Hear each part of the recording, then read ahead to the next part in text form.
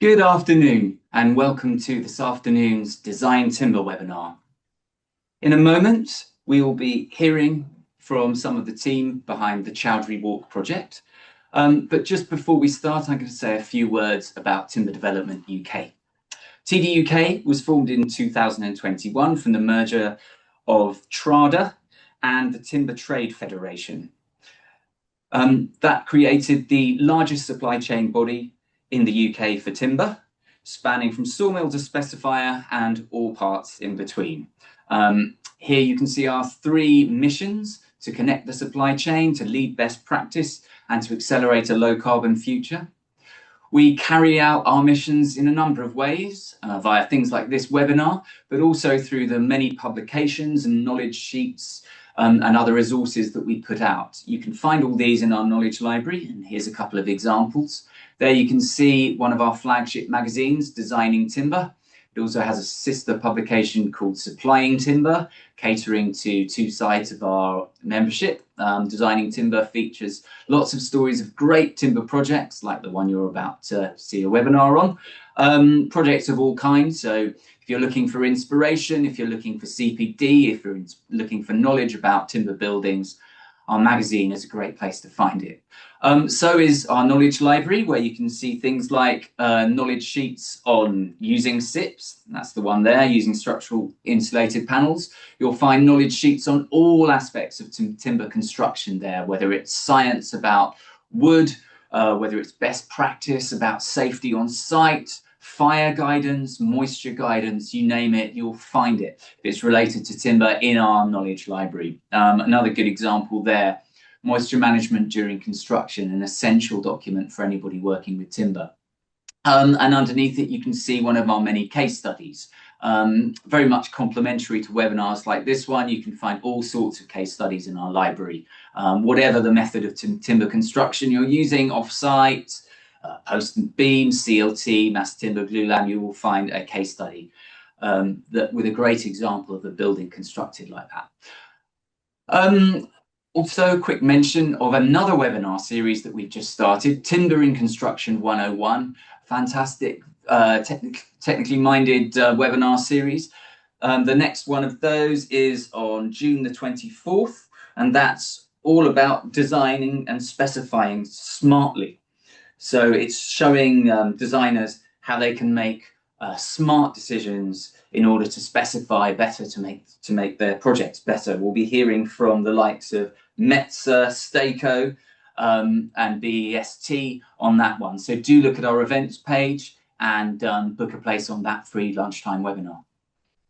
A lot of our resources are free for anybody to access, but we can't do it without members. So if you're not a member and you're enjoying this webinar, please do consider joining us afterwards. You get access to all the kind of resources we've spoken about, to direct technical advice, discounts to TD UK events, and all sorts of other benefits. So please do consider joining if you're not already a member.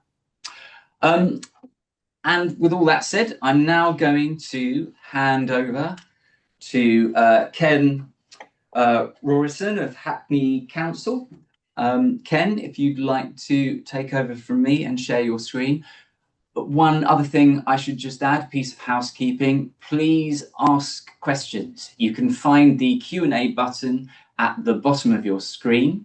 There'll either be a little icon, or you may need to go into more. It's a little circle with three dots in, but feel free to ask any questions you want to over the course of the presentations, and then we'll have some time at the end in which to answer them verbally. So do make use of that Q&A button. Ken, are you up and ready to go? I think I'm ready, if everyone can see the slides. Yeah, I can see that fine. Brilliant. Okay, excellent. So, well, good afternoon, everyone. So yeah, I'm Ken Rorrison. I'm from Hackney Council, so I'm representing the client side. I head up the Regeneration strategic design team. I'm an architect, and I've been at Hackney about 9.5 years. I'm coming from private practice. Just a little bit about our team, just to kind of place it all in contact. We're a small team of architects. I guess the very fact that we exist as a team signals Hackney's commitment to placing design quality at the heart of what we do. We don't design, but we set the conditions and the parameters to allow our externally employed design teams to do their best work and support our internal teams in making informed decisions. So essentially helping them be a good client. It's that old adage, isn't it? You don't get good buildings without good clients. A little bit about where Chowdhury Walk sits. Just placing it in context. It's not a one-off project. It shares the same aspirations as all our projects, and is part of a series of 3 housing programs which answer a need. And there's definitely a need in Hackney, as there is everywhere. A fairly, housing crisis, etc. But it's a huge housing need. And to answer that need, we have 3 delivery programs delivering around 4,000 homes. We've delivered about 1,400 so far. Mixed tenure, cross-subsidy model, less reliant on the cross-subsidy these days. We get greater GLA grant. It's a portfolio approach. So what that means is we balance tenure, home size across our sites. So not just on individual sites. And that helps us really with viability. Just a little bit, we were Hackney Council, one of the first councils to restart building. We started around about 2011. So kind of got the jump on quite a lot of the other London boroughs. Obviously, councils hadn't built for 40 years, so there was a huge loss of skills. So that last 10 years, really, we've been re-establishing the skills and processes which are critical to quality development. It's direct delivery, it's self-funded, it's generally design and build, a hybrid development agreement. But interestingly, Chowdhury Walk was actually delivered through a traditional contract. Maybe we can answer some questions about that later. I think what we mustn't forget really is that we're part of a legacy, a continuity, both in London but in Hackney, and we need numbers. But history really tells us it's not only about numbers. And I guess in that headlong rush to deliver numbers, which are desperately needed, it should never be at the expense of quality and of making a place that contributes to its neighbourhood and is hopefully cherished and has a longevity. And we have a huge legacy of social housing within the borough, good and bad, but both which can be learnt from. And it's this rich legacy, whether it's through, acts of Victorian philanthropy, council-led delivery in the 60s. It's proven over a long period of time to provide enduring neighbourhoods, and which we look at we look to our design teams to draw on. And those early models, at their best, they offer high density, are civic in scale but domestic in detail, have a sense of communality in the public spaces, a care and attention to detail, and a considered approach to where money is best spent. I think, and these interwar, post-war estates, often have produced quality housing in terms of space standards, but often been let down by their public realm. And the spaces around and between the buildings are often dysfunctional, and do not sort of encourage that appropriation of use. So lessons, can be learned and should be learned. So basically that means that we're never working to a kind of shrink-wrapped red line, and we're always looking beyond the boundary, using the programme to reinforce, repair, and improve existing provision. So we're kind of constantly questioning, what greater contribution our new homes can make. They have to be good within themselves, obviously, but they also have to make a positive change to the neighbourhood and the city beyond. So this is our site at Chowdhury Walk. Pretty typical, in as much as our sites are getting smaller. Obviously, there's a limited land. The current programmes don't look to replace homes. We use brownfield sites. So like lockups, underused depots, that sort of thing. but often in close proximities with other homes and the challenges that brings. So the brief here, 11 family homes, 7 social rent, 4 outright sale. It's completed in 2022, I think. Included a relocated community garden. It's tenure blind, and we'll talk a little bit about that later. But probably what we should say is these small sites definitely don't mean fast delivery. There's 23 party wall awards in this scheme, which clearly slows the process a little, and they also offer us an opportunity, I think, to use smaller, more local design practices, architecture practices. So here the architects are Al Jawad Pike, and I think one of the key tenets for us really of the housing as well, this contribution, but we aim always to bring the neighborhood with us, respecting the neighbors. And here it's through the scale of the buildings that we placed on it. And also a simple device of twisting the buildings. And I think Richard will touch on that later, and to avoid direct overlooking. And really also creating a sense of place and an individual identity to what is otherwise a repetitive terrace. And I think this sensitivity to neighbours also played a part in the decision to use cross-laminated timber structure. It's obviously faster, it's quieter, which I think is key when you're working so close to neighbours. When you're erecting the superstructure, it reduces dust on site, as well as more obvious carbon benefits. But I'll hand over to Richard now to talk more in detail about the structure and the architectural layout. And I'll come back after that and talk a bit more about the impact of the completed scheme and how residents are settling in. Richard, over to you. Thank you, Ken. Thank you. Let me just bring... Wait, stop sharing. There we go. I'm hoping this comes up for everyone. A little technical issue in our trial run just earlier, but this, I'm Richard Heath. I'm a founding director of Momentum Consulting Engineers. We started about 21 years ago, and was introduced to this project through Al Jawad Pike. I met Dean Pike when he was working at Chipperfields on one of the previous Hackney projects, which is the 2 towers, which Ken shared earlier in his presentation, which was designed by Chipperfield and Karakusevich Carson. And at the moment, we're still seeing not the presentation proper, but your kind of full screen. Is that better? That's much better. Thanks. Perfect. Thank you. As Ken mentioned, Hackney were keen to bring in newer practices and local practices, and giving a chance for Al Jawad Pike. So and having had the relationship with them on previous Hackney projects, we were very pleased to support them.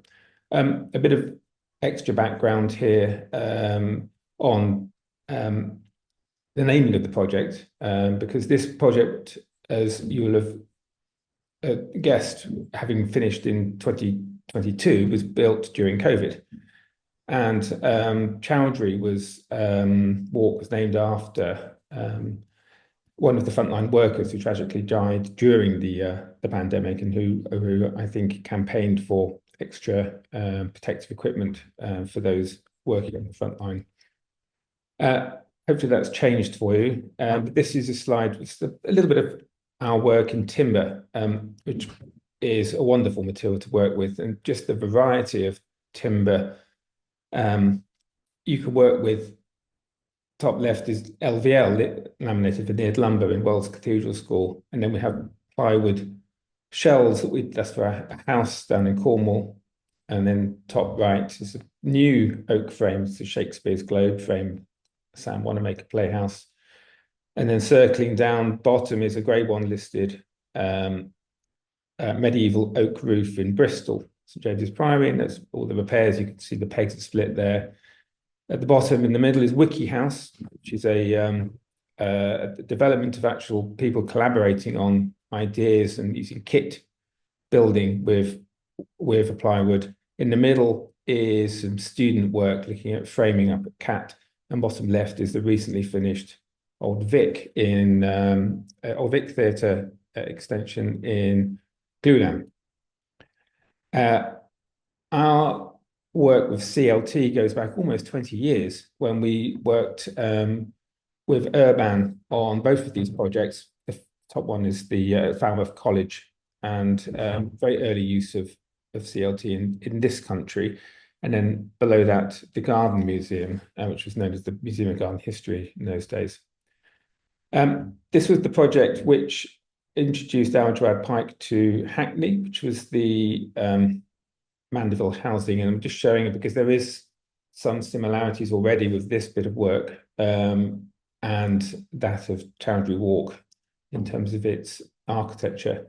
A brief run through the team then. So we have Algerad Pike Periscope with the landscape architects. We were civil and structural. SGA Consulting were doing MEP and energy.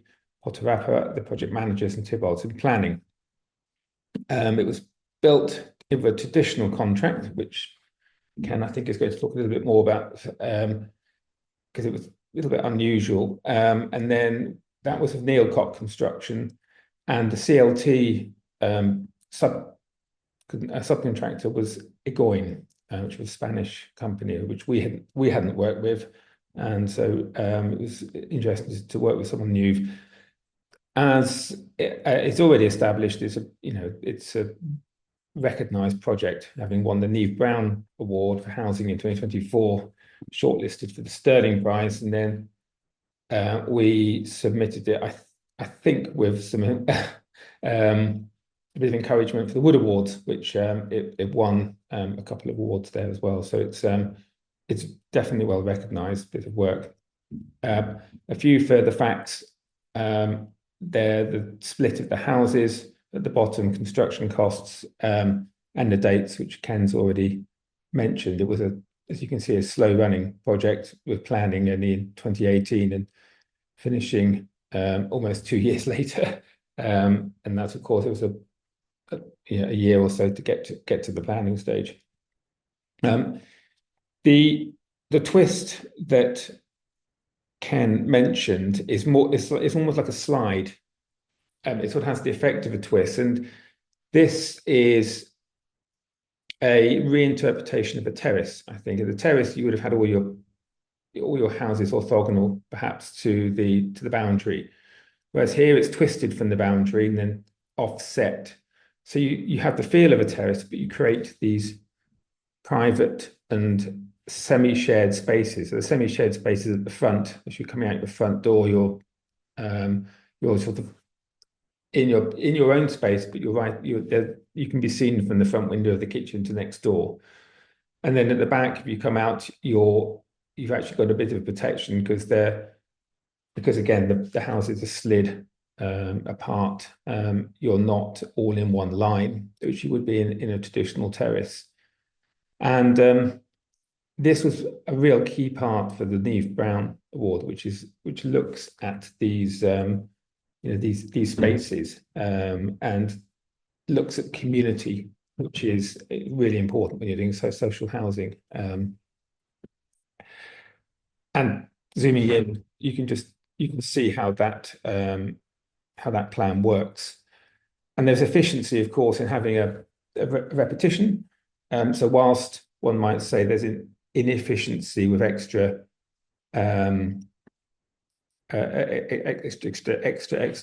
external walls. There's too many X's there. Extra external walls. That's complemented with an efficiency of a repetition. So it did still work out to be a very efficient project, particularly in terms of cost. Elevations, front and back, again, you can see that repetition, just making things much easier. You agree one detail, and then you can bring it across all of the houses. Dean wanted me to mention the porthole, which was the window on the back of the buildings, and that overlooks an existing residential development. And it was to create privacy for the people in the existing development that looked at these buildings, but still allow light to come into the top bedrooms. And there was a reference to existing porthole windows in the boundary wall, which you can see in the bottom left photograph, which I think rather nice bit of detailing. The existing site, as Ken mentioned, was garaging and a community garden called Buckingham Palace, which has moved across the road to a development which we're also working on. So we now need to find a new home for Buckingham Palace, as these community gardens are really important. Structurally, of course, the plan follows the same for the architectural layout. We proposed strip footings, and I'll come to that in a minute in a little bit more detail.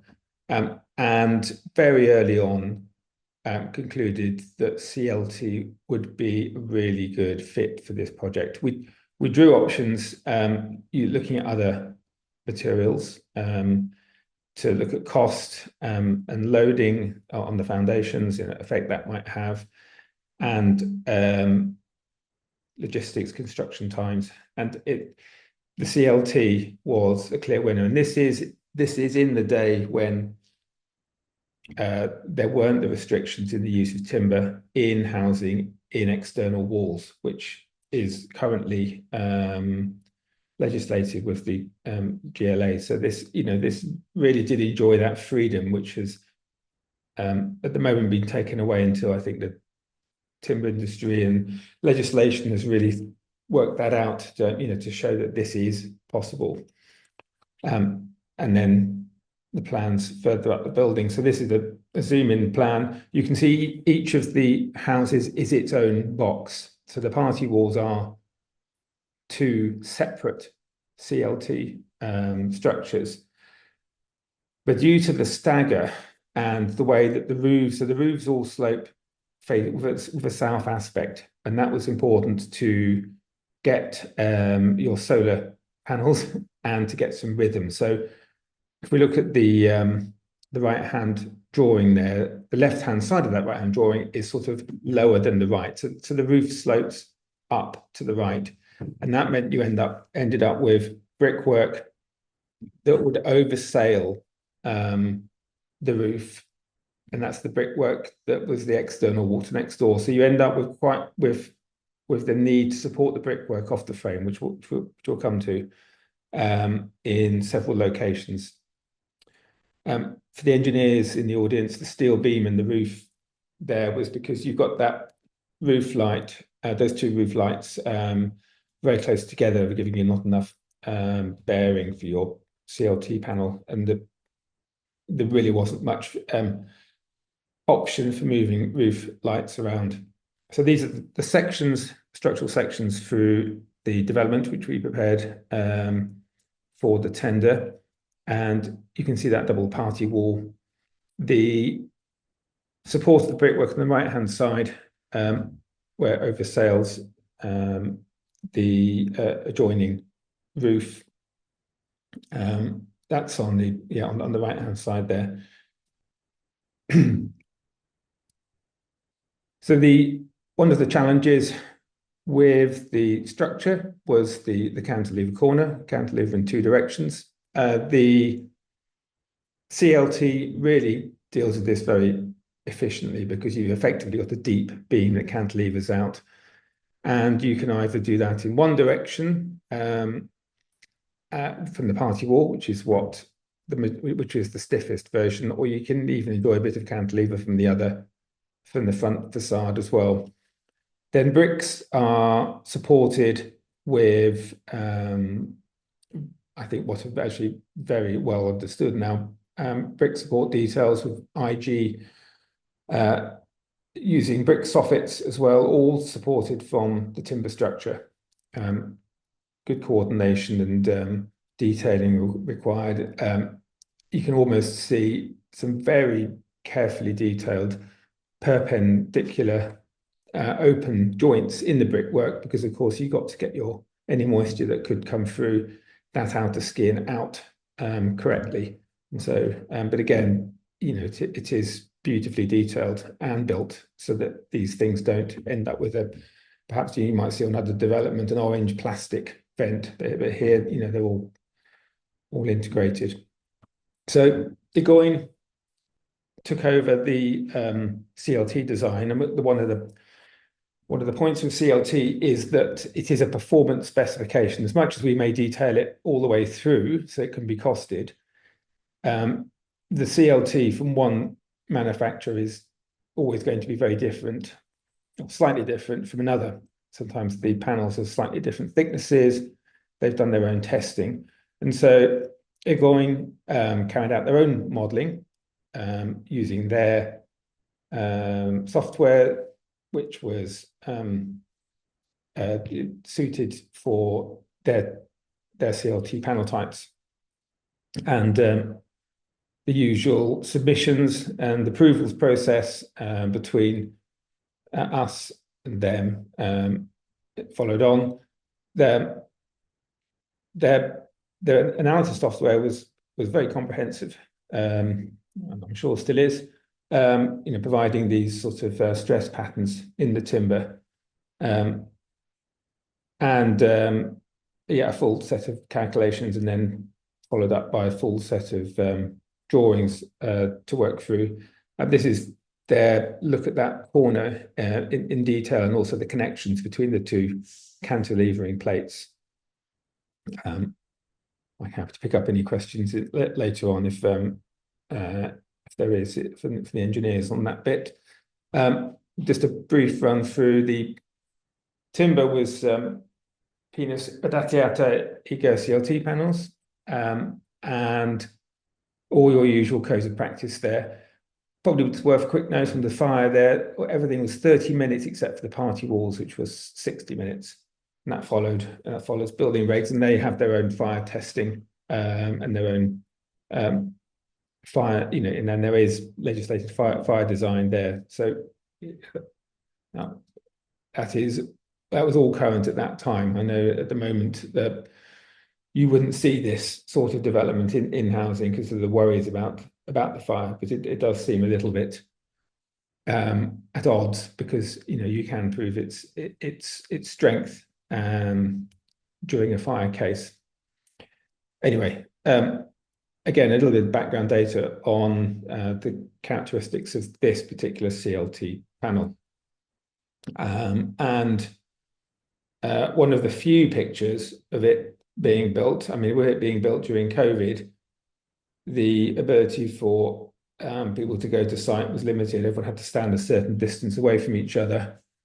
And perhaps this CLT was a very sort of fortuitous choice in that matter, because it could be built with less people and in a quicker time. I mentioned the foundation design. This is what we had shown due to some quite poor ground conditions that came through the site investigation. And interestingly, conversations with Neil Cott, we all decided that actually a ground improvement technique would be cheaper and would end up with actually less concrete. So sort of, again, a further saving on carbon. And that was using these vibrostone columns where they're very short, 2 or 3 meters deep, and they improve the ground bearing pressure enough to be able to then put some reinforced beams for the perimeter load bearing structures, and then a simple slab. This is our final slide, which is just touching on some of the energy facts for the building, because it's triple glazed. There's no gas. There's solar PV on the roof. It's really performs exceptionally well, and again, I think that's really a tribute to the client, to Hackney, to want to be able to pay for this so that you've got a development which is a long-term energy efficient development, which will save money, will save energy, and is there for the future. So it was really good to see these figures at the end as well when we did the post-occupancy analysis. So that's the end of my presentation, which I hope covered structures, architecture, and a little bit on the M&E. And you'll need to jump me off because I have no idea how to exit from this one, because I always seem to lose things. That's fine. I mean, if you want to start screen sharing, it should just automatically take over from you, Richard. But I also just wanted to encourage everyone to make use of the Q&A box. Do ask some questions. I can see a few in there, but feel free to ask about any aspect of the design, the structure. Ask away. Over to you, Ken. Okay, thanks, Richard, for that. I'm just getting into full screen. There we go. Right. Great. So, heard about the structure and the architectural conception of it. I think I touched on the idea that with all the house building that we're building, we're always looking for our opportunities for our new homes to make a contribution to the neighbourhood.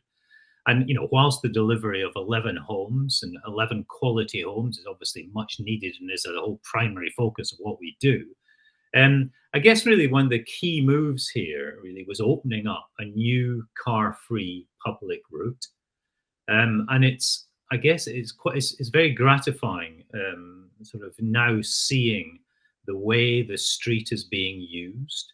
It's become a day-to-day route. It actually makes a shorter route between shops and a school. So there's quite a lot, as well as the residents using it, there's quite a lot of people just passing by. And I think, that side of it is really gratifying. I think after, I guess it's 3 years now, it feels really embedded in the neighborhood. And I think it's a kind of really critical point. And I know it doesn't necessarily allude to the timber structure or any side of it. It doesn't, in a way, the houses could be constructed in any way. But it's a really important aspect that we don't ever forget about. We see the public realm, as acting as common ground between tenures, because we're providing, mixed tenures between generations.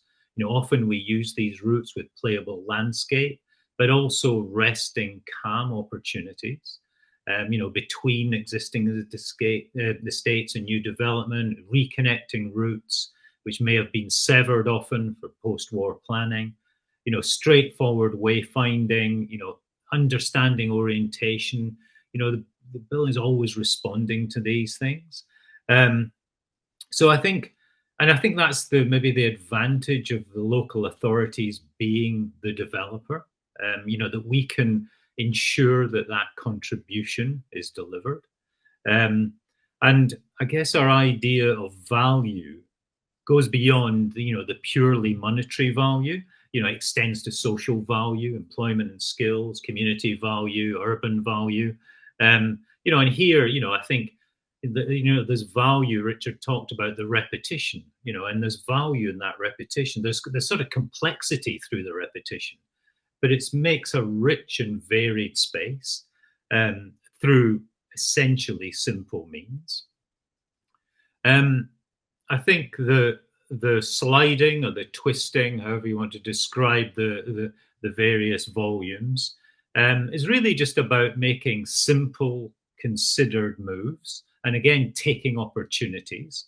And I think, as a client, it's really about empowering our design teams to think broadly and think responsively on each site that we build on. And you can start to see there, twisting each of the homes, it prevents overlooking. And as I say, we talked about the respect for the neighbours, but it also, for the residents, provides long oblique views in what is otherwise a really constrained site. So it opens up those sort of vistas. And I think, we talk about, being careful about where we spend the money, but I think it's really important that there are key sort of special moments And here on the right hand side here, placing a one-off window in the street gable, so it adds richness to the street. It has a bit of a civic presence, although these buildings are really very modest, and it's a kind of point of distinction and also a point of identity. People often say, oh yes, I live in the street with a house with a funny window. So it's a way of actually becoming not maybe a landmark, but certainly creating an identity. In terms of, we talk about tenure blind, and I think that all the houses are all finished the same. You can see, we challenge anyone looking at the terrace to say which ones are private sale and which ones are social rent. But it's also just about being, sort of equal about, like sort of, producing, simple, well-lit, well-proportioned spaces that have a quality and a dignity. They are generally lined. I mean, this is, the CLT structure, but it is actually these photographs don't show it, but the CLT is exposed on the ceilings of the top floors. So it basically looking to use the material to add character, and of course also reducing the need for the expense of secondary linings. So I think the point is, the more we build, really, the more we learn. I think I touched on the idea that this was a traditional contract. I say generally we do design and build contracts, or we have development agreements, but we decided very early on to try out another form of procurement, partly through the desire to build quality homes, to see if actually it would give us more control and therefore produce greater quality. I think what we hadn't really factored in was the fact that COVID was going to hit us right in the middle of the contract. So in terms of being able to have a side-by-side comparison about whether or not the traditional contract brought advantage, it was actually very difficult, because the COVID really just clouded the whole thing. So it wasn't a neat side-by-side analysis. I think the quality is clearly there. Although I would say that we are building, and we have built a lot of homes of similar quality using a design and build route, because we have very particular processes in place about tying design and design details down.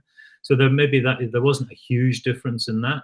So I think the jury is still out, and we'll consider whether we're going to be using traditional contracts again. In the meantime, we are continuing with our program as design and build. But I think, the more we build, the more we gain confidence as a council, I guess. And, we have now a lot of built examples to demonstrate that and impart that confidence to our existing and future residents, potential contractors, and design teams. So it becomes a virtuous circle, really, in terms of quality and what we can build. I'll just close. This is as I say, it's been going now for 3 years, and of course, places take a time to establish themselves, and there is a limit to how much the built environment alone can make a difference. It can't be overly prescriptive, overly coercive. We can't make communities have to make themselves, but we can set up the conditions and that send positive signals that hopefully act as a catalyst for positive actions. And I've shown we do some resident satisfaction POE after people move in, and these are just a few quotes I've pulled out. I'm not going to read them all. Hopefully they're clear on the screen. But I think from a lot of the data that we've gathered and the response from the residents, that idea of communality, of community, does seem to be happening. I think how the comments about how it is working as a cohesive place is very gratifying. There's very few comments, if indeed any, that mention the fact that yes, there are some private homes and there are some social rent. It doesn't seem to figure. And I think that idea of the route sort of tying all that together is, you know, when we talk about being tenure blind, we often think, well, it's the same materials, the same front doors, but actually it's the same relationship to the public realm as well, which I think is really important, because that ultimately is the sort of glue that ties it all together. So I think I'm going to stop. That's the last slide. So I will stop there, and hopefully you have some questions and maybe deal with some aspects that we haven't Richard and myself haven't touched upon. Thank you.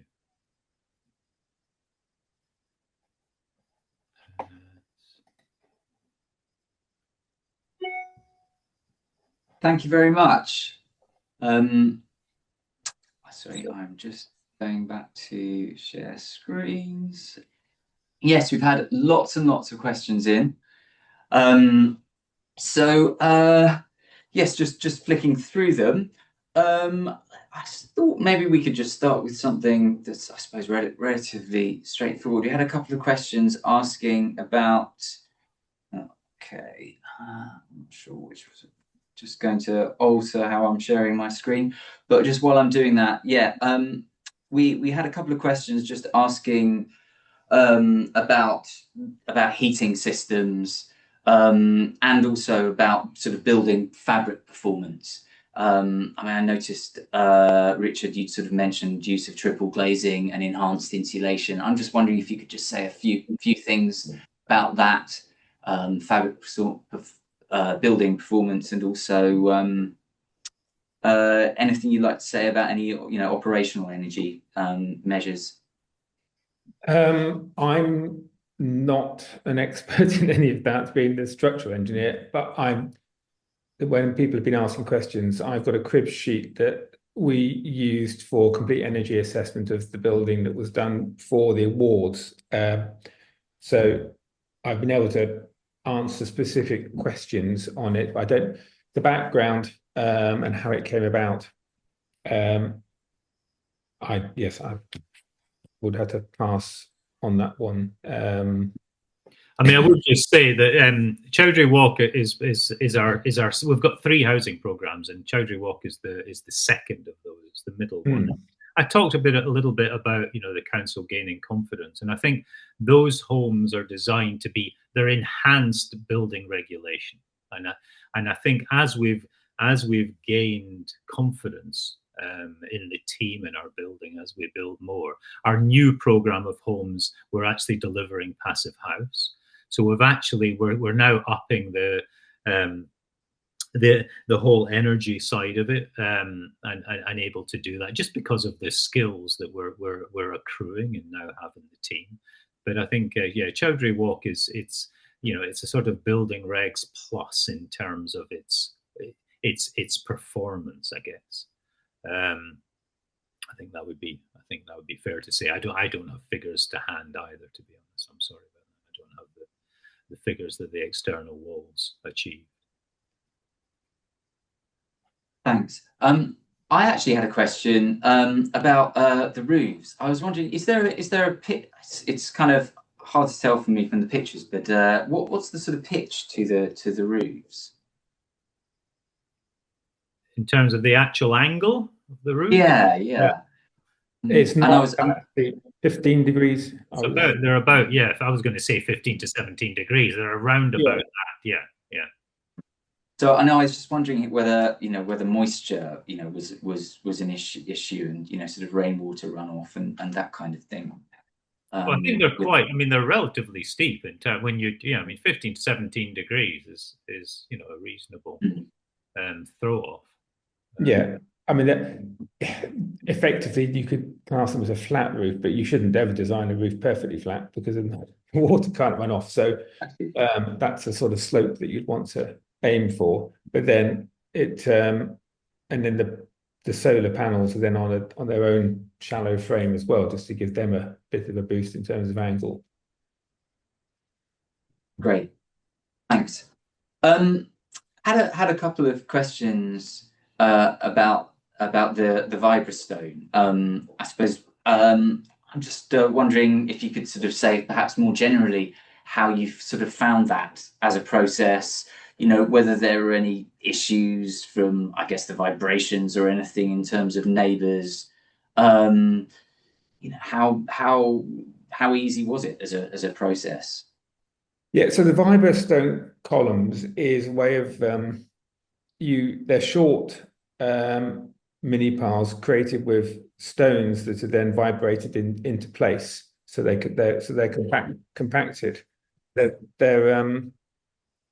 it's not like driven piling where you're thumping the ground and causing sort of tremors and stuff. It's a very more subtle approach than that. It's not.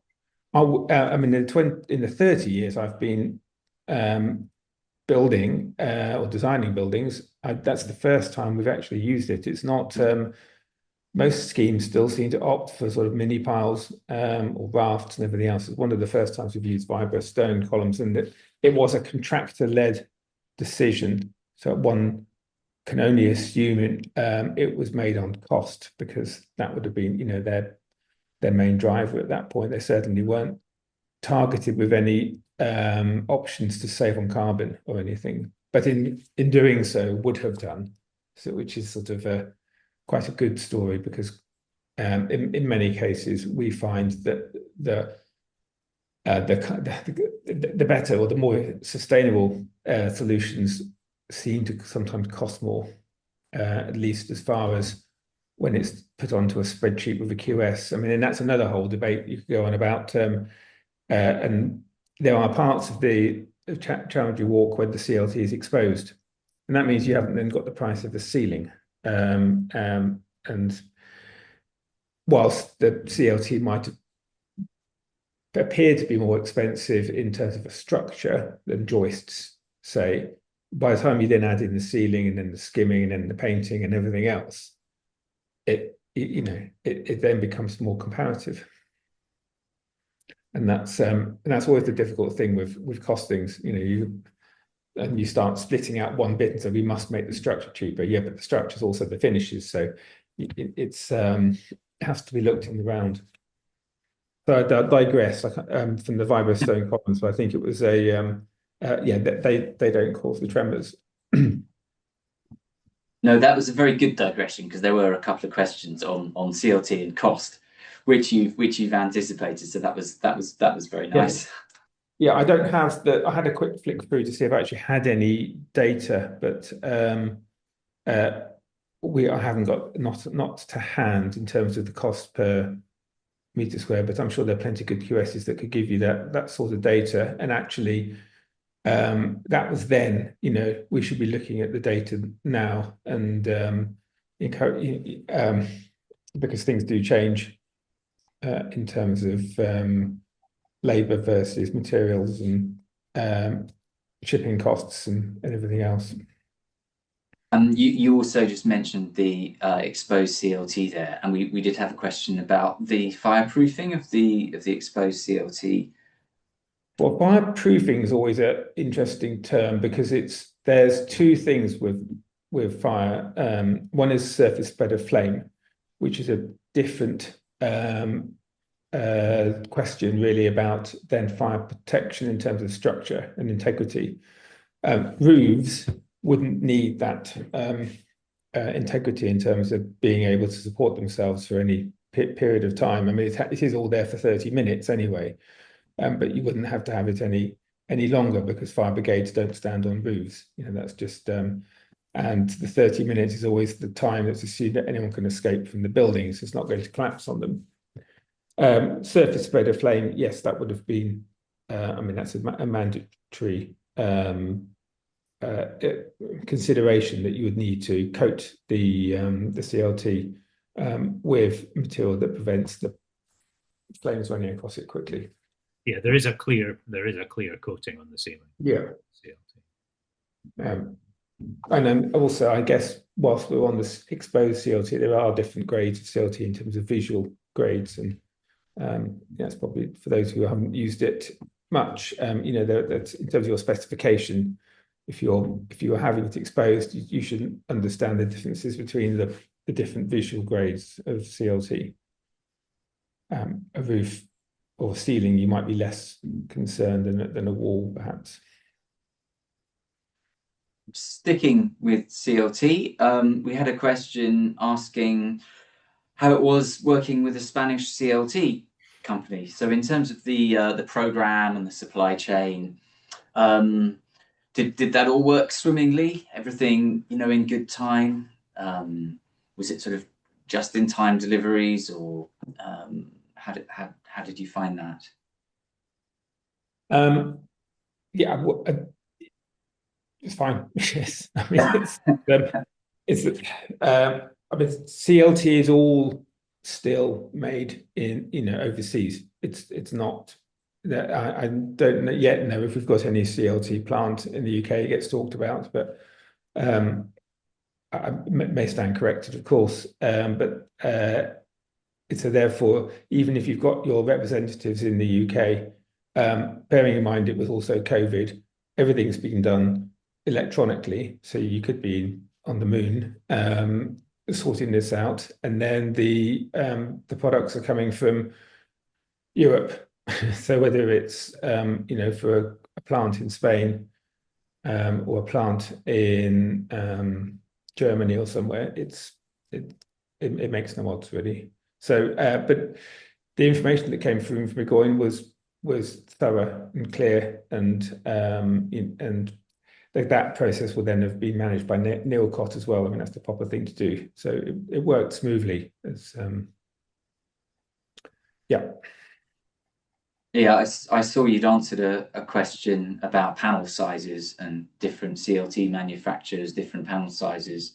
You mentioned a difference of, I think, 10 to 15 millimeters from one manufacturer to another. So, yeah. Well, yes, but the same, I guess, for the same wall. I mean, walls themselves come in a variety of thicknesses. Each manufacturer will have a, you know, they won't have just one thickness of wall. But if you'd said, oh, that wall's going to be 90 mil thick, you might find one manufacturer says, well, actually ours is 82, another one might say ours is 93 or 94. It's, you know, for that load, you might get a variance of like 10 mil between one manufacturer and another. So it's yes, it's because the different manufacturers have slightly different presses, and you end up with different thicknesses. Yeah. We have one question asking whether there was a double CLT skin for the party wall. Yes. Great. Yeah, one for each house. Yeah. And the question may have been about why. Why? Oh well, to prevent transmission of noise, really. Yeah. Were there any? And insulate, and you can insulate between them then as well in terms of acoustically, rather than put it on each inside face. Yeah. Is it worth mentioning floors from the point of view of noise and vibration? Since we just mentioned party walls.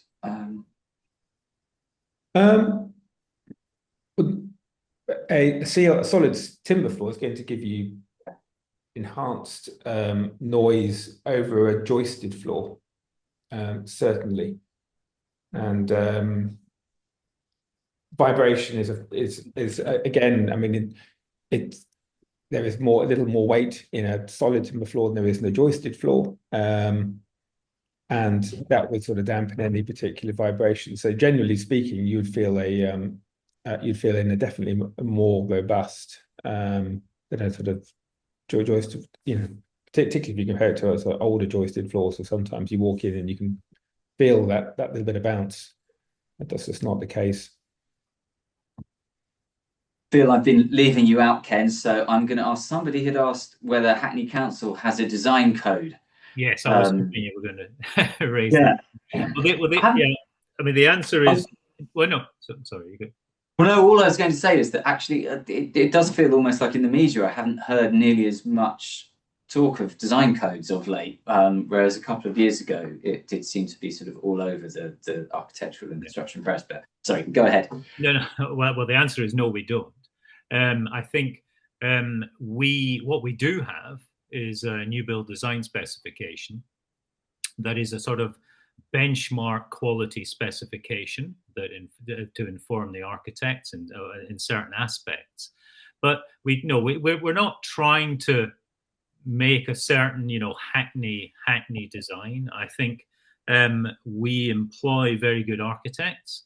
As we have a team, my team of architects in house, so we'd certainly like to think we are quite an informed client, so we are able to review and critique designs as they come through. So I don't think we've ever felt the need to have a design code as such. It's more, our new build design specification is more around materials, and it's around a lot of lessons that we've learned as we build, and that's our feedback and loop back process that we use. So that it's the main document that we actually use as our learning. So each building that we're doing, I'm hoping, is better than the previous one from the lessons we've learned. There's another question on it's again a process just about planning. I think there's a question about whether we had any issues with planning. Again, the simple answer is no, we didn't.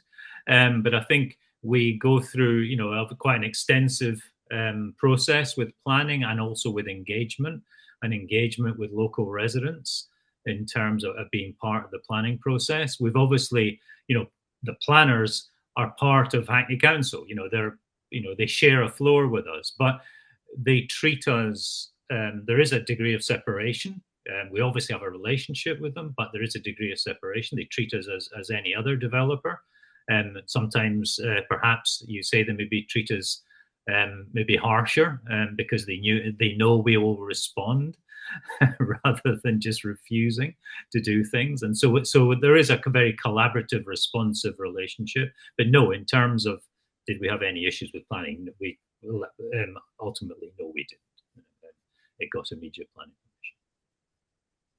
Yeah, well, I mean, having seen pictures that sort of zoom out and show Chowdhury Walk in context, yeah, I mean, it does seem to be very much in keeping with the local, vernacular. So it's taking. I hope it's taking the local vernacular and actually taking it somewhere else, and it's clearly contemporary. But I think it's responsive and sensitive to its neighbours, and does so-called fit in, I think, very well. Okay, I think we still have a couple of minutes left, so I will just take, I think, the most recent question asked, which was, how was the steel beam supported on the CLT panels? Just bears on it. It's just there it is.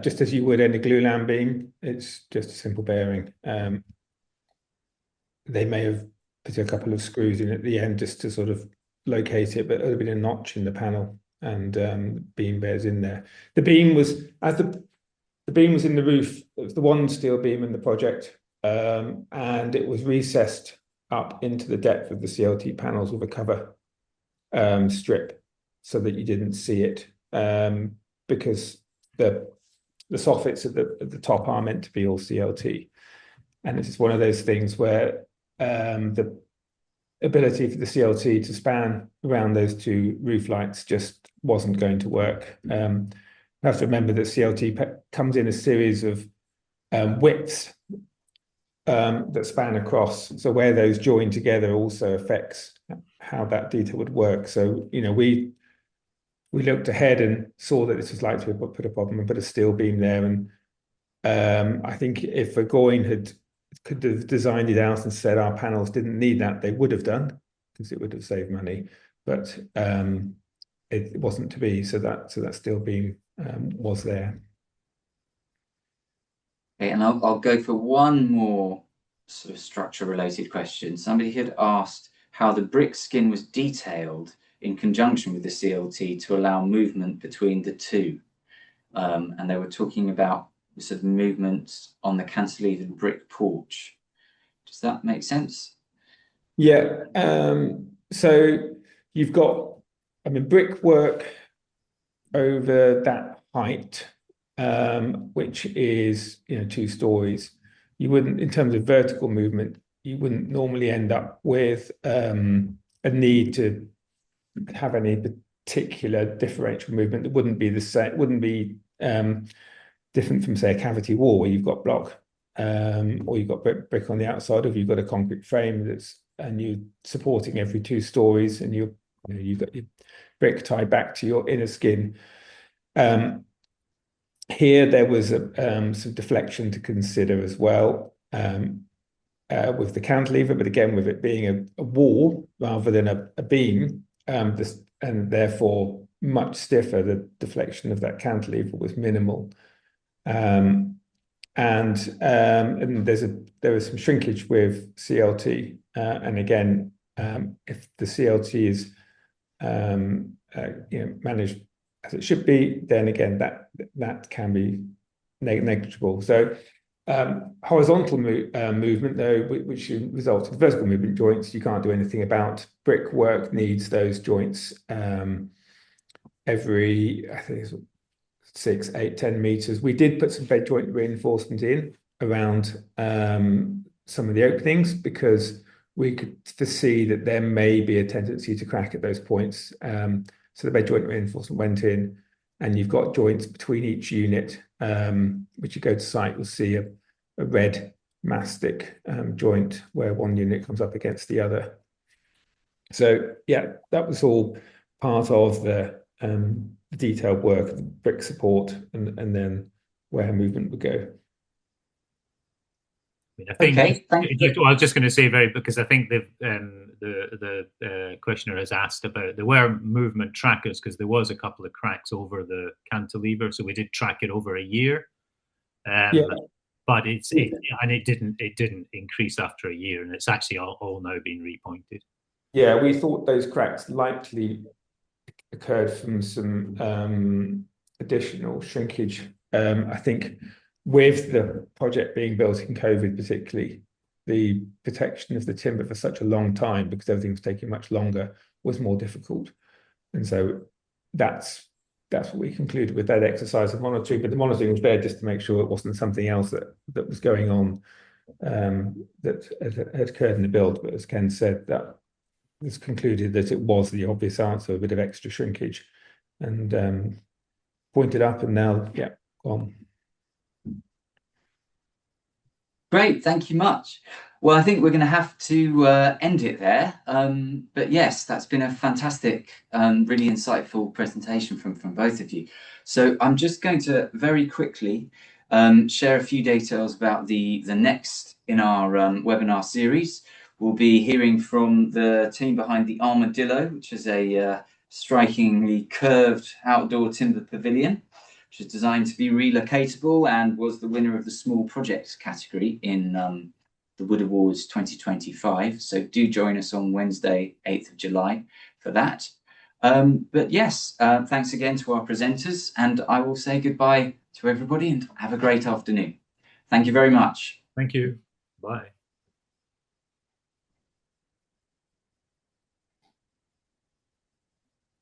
Okay, thanks.